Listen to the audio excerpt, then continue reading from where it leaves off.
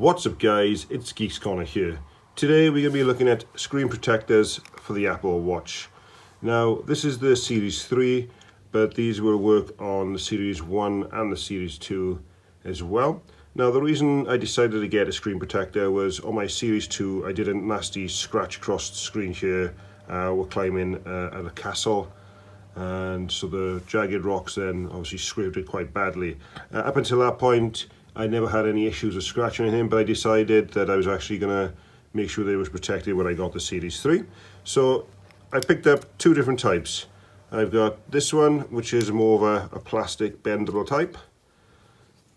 And this one, even though it's plastic, it's more the firm type, but that just goes over the screen as well, where this actually hooks around the device as well. So currently, this one came in a 2-pack, so I have this one on the watch already. So this one is easy to pop on. You can actually do it with the straps on as well. And you've got the cutouts here for the speakers so that there's not hindering the sound. And here it actually hooks over the dial and the button as well. And you can actually move the crown quite freely. There's no issues there at all, so it's not hindered by the cutout, and you can actually press this button no problem. Now when it comes to touchscreen use, with this one I found it a little bit more difficult. It accepts the code fine. I can tap on here, I can do different things. However, the sliding feature takes a bit more getting used to, and sometimes you really got to double press, especially when it's on your wrist. It seems a little bit harder than when it's actually just on the phone here. So it all seems fine. Like I say, when it's on your wrist, it is for some reason slightly harder. I don't know if it's the way it's knocking it in.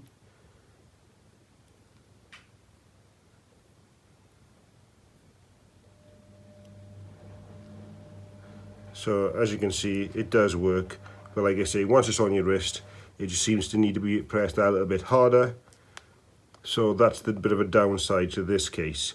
So it's easy, like I say, to put on and remove. It's a simple clip-on feature, as you can see, and off it comes. Now this one, a little bit more tricky because it's got the curving over. You do need to take your straps off. Obviously, taking your straps off, again, it's not a massive deal, but it is just aware that it is a bit more time consuming to put on these. So again, you've got your cutouts on either side, and this one is more, because it is stretchable, you do need to pull it around a little bit more to put it on. But after a few times of putting it on and off, you get used to it. And again, the dial itself, the crown, sorry, moves freely. Button's easy to press, and the cutouts for the speakers are perfect there. And then you can put your straps on.